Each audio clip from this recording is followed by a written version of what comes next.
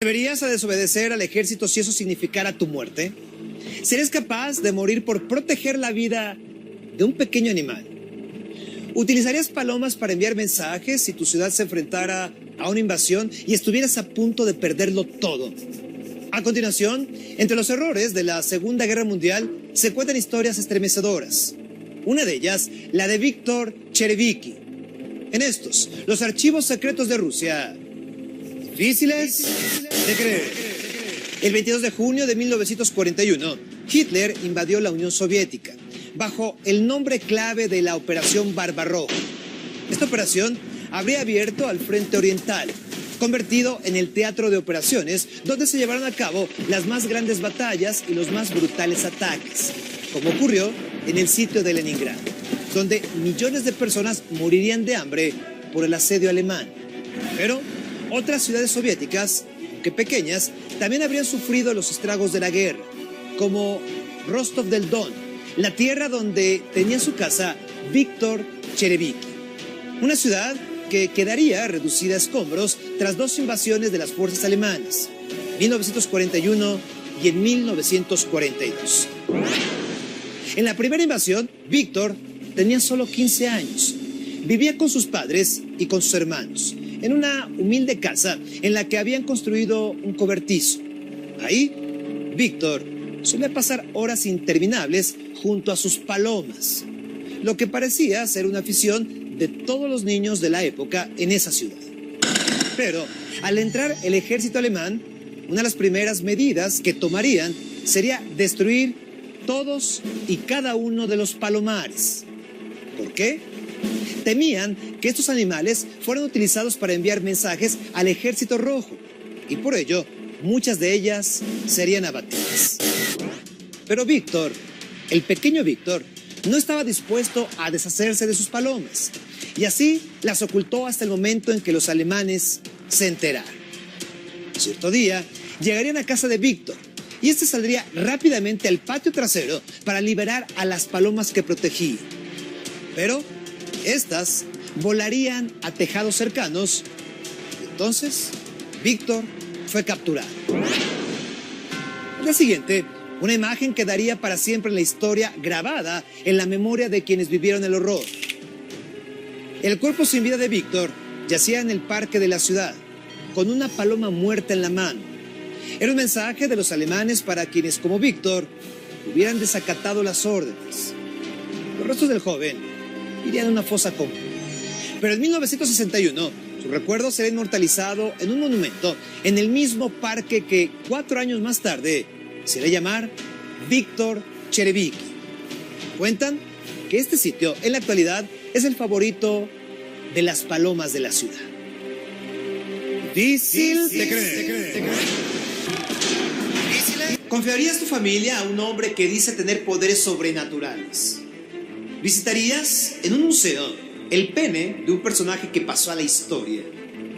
Si pensaras que tu vida está en peligro, ¿aceptarías tomar una bebida que te ofrece tu enemigo?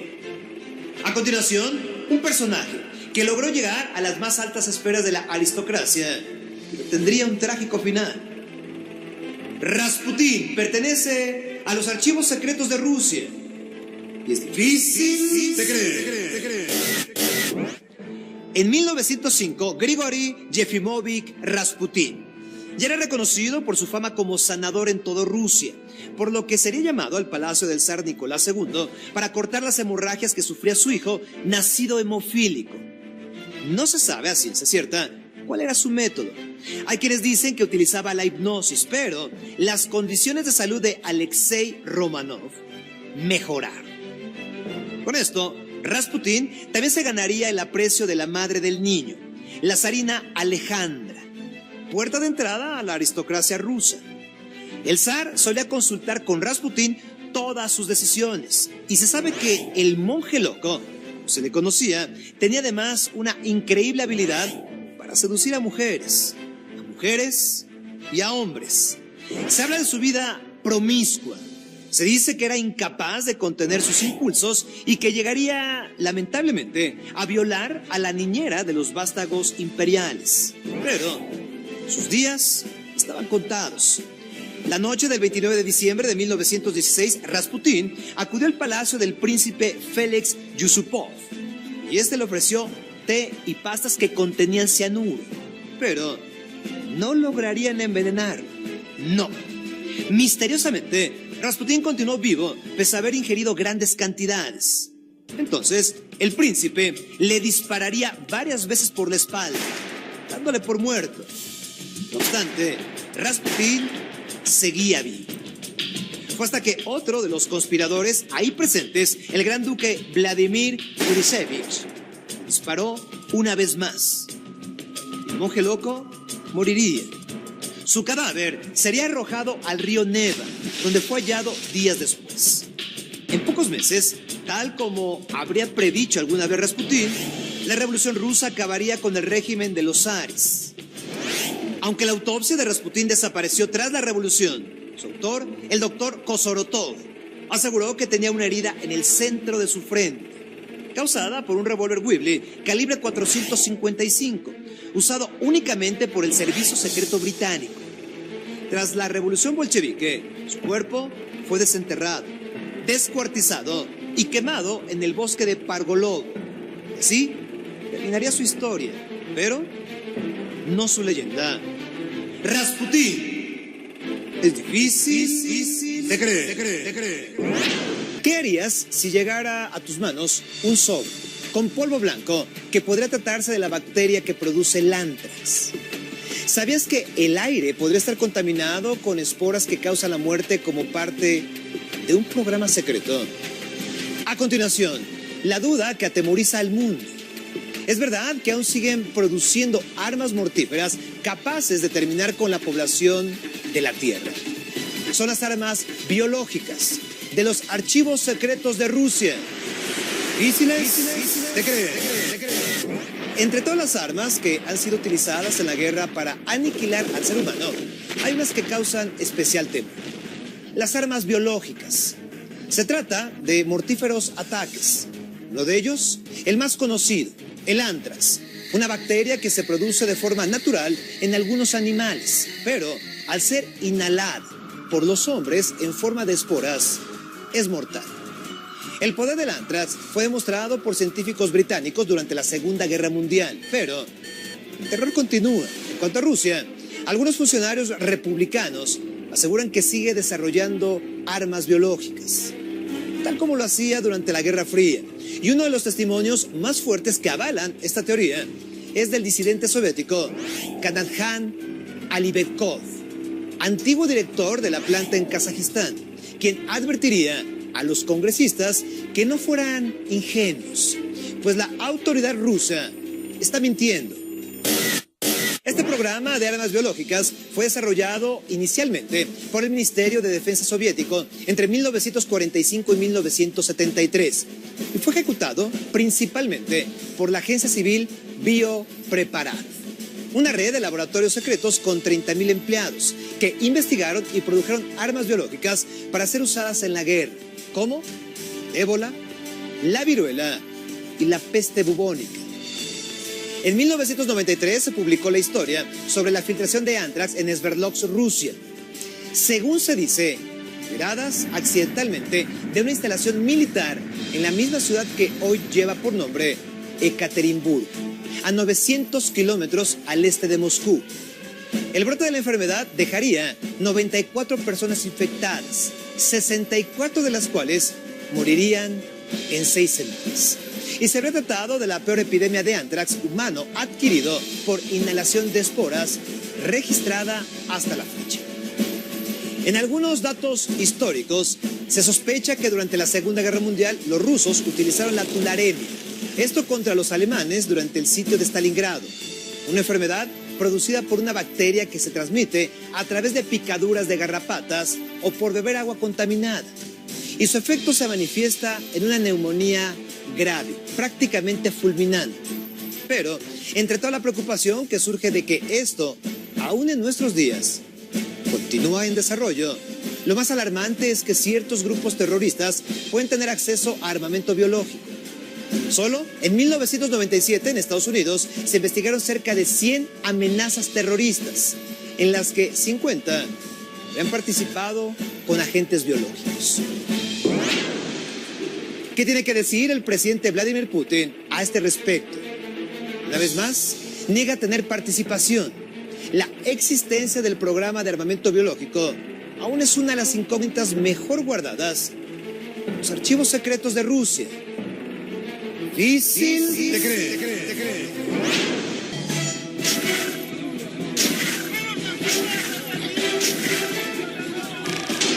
Difícil de creer. ¿Cuántas veces has estado cerca de la muerte y te has salvado por un golpe de suerte? ¿Seguirías las órdenes de tu jefe si supieras que está poniendo en riesgo tu vida? ¿Qué harías si el gobierno te mintiera sobre la causa de la muerte de un familiar y te enteraras muchos años después de que hubo responsables? A continuación, una de las tragedias que la historia habría ocultado sin hallar culpables: las muertes silenciadas del programa espacial soviético. Difícil de creer. El 23 de octubre, el prototipo del misil R-16 fue llevado a la plataforma 41 en Baikonur. Esto para una prueba de lanzamiento que se llevaría a cabo al siguiente día. Se había previsto que fuera hasta el 7 de noviembre, pero Mitrofan Ivanovich Nedelin, el destacado diseñador de este y otros misiles guiados de la Unión Soviética, ordenó que despegara antes de esta fecha, lo que provocaría que se trabajara contra el tiempo. Entonces se ignoraran numerosos procedimientos de seguridad. Se trataba de un misil de más de 30 metros de largo, 3 metros de diámetro, y su peso al despegue era de 141 toneladas. Como Nedelin indicó el día de la prueba, se cargó el combustible del cohete, pero una vez lleno, se detectarían algunas fallas en uno de los propulsores. Expertos dicen que los tanques debieron vaciarse de combustible durante las reparaciones, pero Nedelin arriesgaría todo para evitar un retraso en la prueba, imaginando así consecuencias catastróficas. ¿Qué sucedió? El misil estalló con una fuerte explosión. Fue una tragedia que quedaría grabada a detalle, pues antes de intentar ponerse a salvo, el operador de la cámara activó de forma remota las cámaras automáticas que rodeaban la plataforma de lanzamiento. Alrededor del cohete había 74 personas que quedarían calcinadas al momento. Otras más, 48 para ser exactos, que se encontraban a mayor distancia, habían muerto quemados o envenenados con los vapores tóxicos de los componentes del combustible. Lin, por su parte, también moriría calcinado, al igual que otros oficiales e ingenieros. Como un golpe de suerte, Mikhail Yangel, diseñador de misiles y comandante de la zona de pruebas, se habría salvado, pues al momento de la explosión se había retirado a fumar un cigarro detrás de un búnker a cientos de metros de distancia. 122 personas murieron durante las pruebas del R-16, pero nadie lo sabría de manera oportuna. El presidente de la Unión Soviética, Nikita Khrushchev, decretó secreto absoluto sobre lo ocurrido ese 24 de octubre e insistió en que nadie recibiera castigo. La prensa dijo que Nedelin había fallecido en un accidente aéreo, al igual que los ingenieros que le acompañaban. Sin embargo, el 8 de diciembre del mismo año, la agencia de noticias italiana Continentale habría dado a conocer la verdad. Pero no sería hasta el 16 de abril de 1989 que la Unión Soviética reconocería los hechos. 25 años después, las familias de las víctimas podrían homenajear a sus muertos, víctimas de lo que hoy se conoce como el desastre de Nedelin. Difícil de creer. Si formaras una banda de rock, la nombrarías como uno de los personajes más crueles de la historia. ¿Serías capaz de pedirle a un autor que te dedique su obra y luego mandarlo a asesinar? ¿Te has preguntado de dónde surge el nombre del cóctel Molotov? ¿Quién fue Molotov? A continuación, el hombre detrás de la bomba incendiaria. Un personaje que está en los archivos secretos de Rusia. Y es difícil de creer. Todos conocemos a la banda mexicana formada en 1995, que debido a su mezcla de ritmos, habían elegido como nombre Molotov. por resultar un cóctel explosivo, un cóctel molotov, o lo que es igual, una bomba de fabricación casera, hecha de productos inflamables que tiene como propósito expandir los líquidos que contiene. Pero, ¿qué es Molotov? Se trata del apodo de Vyacheslav Mikhailovich Scriabin, Molot, que significa martillo en ruso. Sin embargo, el cóctel lo habrían bautizado de esta manera como un insulto hacia este personaje clandestino en la Rusia prerevolucionaria. Un organizador del partido bolchevique que se habría convertido en el ayudante más cercano a Stalin, el cruel Stalin. El único líder bolchevique que siempre llevaba traje y corbata. En 1939, semanas posteriores al estallido de la Segunda Guerra Mundial, el ministro de Exteriores soviético autorizó la invasión ilegal a Finlandia. Y durante las primeras fases, a través de comunicados radiofónicos, declaraba que las bombas lanzadas por los soviéticos hacia Finlandia eran en realidad paquetes. Paquetes que contenían alimento para los pobres finlandeses. Sin embargo, los finlandeses se habrían defendido. ¿Cómo? Utilizando una bomba incendiaria casera, hecha con una botella que contenía líquido inflamable y estaba cerrada con una mecha. Fabricarían más de 450,000 de lo que llamaron cóctel Molotov, un nombre para burlarse de lo dicho por el ministro soviético, una bebida que acompañaba a sus supuestos paquetes de comida. Y es que detrás de esta absurda declaración se encontraba Vyacheslav Molotov, un burócrata que firmaría el pacto de no agresión nazi soviético, mejor conocido como Pacto Ribbentrop-Molotov. Eso en agosto de 1939. Un acuerdo secreto entre la URSS y Alemania para repartirse Polonia y el Báltico. Sin embargo, Molotov moriría negando su existencia. Alemania invadió Polonia. La URSS, Finlandia y Molotov ordenaría el asesinato de 22,000 soldados polacos. Esto en la conocida masacre de Katyn en 1940. Un horror de la guerra en el que inocentes morirían y serían enterrados, ocultados sus cadáveres en ese bosque, a ser descubiertos muchos años después. Entre 1937 y 1938, Molotov firmó 372 órdenes de ejecuciones en masa. Estamos hablando de la muerte de más de 43,000 personas. Y tal era su descaro que coleccionaba primeras ediciones, muchas de ellas dedicadas por autores que él mismo enviaba después a los famosos gulags siberianos, campos de exterminio, de crueles injusticias. Vyacheslav Mikhailovich Scriabin, Molotov, moriría en 1986 luego de que Gorbachov anunciara las reformas de la perestroika que llevarían a la disolución de la antigua Unión Soviética. Pero su apellido se repite hasta nuestros días, su apodo sobre todo. El cóctel Molotov le llaman un culto a la personalidad del bolchevique como signo de desaprobación. Y sí, está en los archivos secretos de Rusia.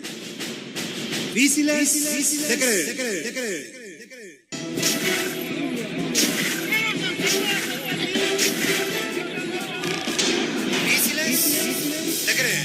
Si tuvieras la oportunidad de quedarte con millones de dólares sin que nadie se enterara, ¿los robarías o los devolverías?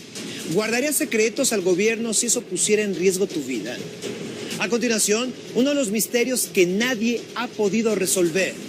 Se trata del tesoro del Partido Comunista que se perdería sin que nadie pudiera explicarse quién o quiénes lo tomaron. Uno más de los archivos secretos de Rusia. Difícil de creer. Uno de los grandes misterios que sobrevivieron a raíz de la caída de la Unión Soviética en 1991 fue el destino de la reserva de oro del Partido Comunista.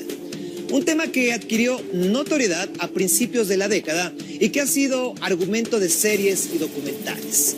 Cifras: las reservas de oro del Imperio Ruso a principios de 1914 eran de 1.312 toneladas. Rusia, Estados Unidos y Francia eran los tres países con mayores reservas mundiales. Cuando Stalin llegó al poder, las reservas de oro de la URSS crecerían de manera rápida. Solo en 1941 habían alcanzado 2.000 800 toneladas, un máximo histórico. Pero en 1991, Rusia heredaría solo 290 toneladas de la Unión Soviética, lo cual obligó al país a comenzar a aumentar las reservas prácticamente desde cero. Es imposible pensar que cerca de 10.000 millones de dólares se los hubiera tragado la tierra, una cifra que no está alejada de la realidad, pues el antiguo director del Banco Estatal de la URSS, Víctor Gerashenko, confirmaría en 2011 que en las cuentas del Comité Central había grandes sumas de dinero, mismo que desaparecería sin dejar rastro. Pero, entonces, ¿quién o quiénes los habrían robado? Se sabe que los archivos del partido estaban separados del presupuesto estatal y solo los miembros de alto rango tenían acceso a esos datos. ¿Es que acaso esto tendría alguna relación con una serie de muertes que nadie ha podido explicar? El 26 de agosto de 1991, 6 meses antes de la caída de la URSS, el tesorero del Partido Comunista, un hombre cercano a Gorbachov, murió al caer desde una ventana. Y un mes después, su predecesor, Georgi Pavlov, cuya ocupación por 18 años fue estar a cargo de los negocios del Partido Comunista de la Unión Soviética, también habría tenido un trágico final. Si esto no es suficiente, esperen a conocer el destino final del banquero Dmitry Lisovolik, quien dirigía el sector estadounidense del Departamento Internacional del Comité Central del Partido Comunista. Este también caería por una ventana con meses de diferencia de los casos anteriores. Se dice que a pesar de que el gobierno ha negado la existencia de este tesoro, el entonces primer ministro interino de Rusia, Yegor Gaidar, habría contratado a la agencia de detectives Kroll Associates para que investigara su destino. Y lo hicieron sin éxito. No obstante, el informe enviado por la misma agencia jamás fue publicado. Pregunto, ¿qué ocurrió entonces con el dinero?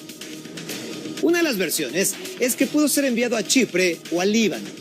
Y otra más diría que los ladrones tenían contactos en China, por lo que habrían colocado la fortuna en cuentas secretas en Hong Kong. Pues en aquella época, los bancos de esta ciudad no estaban obligados a cooperar en investigaciones internacionales que requirieran información sobre los titulares de las cuentas. Es posible que la fortuna de la que hablamos hoy no quede nada.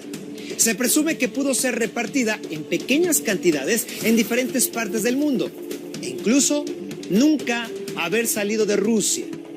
Otra de las hipótesis sugiere que los altos cargos del partido que vislumbraron la caída del socialismo habrían blanqueado el dinero, ya sea en cooperativas y en empresas público-privadas a finales de los años 80. Y es que no faltaría quien trató de asegurarse de tener una buena posición en el nuevo modelo capitalista. Difícil de creer. Difícil de creer.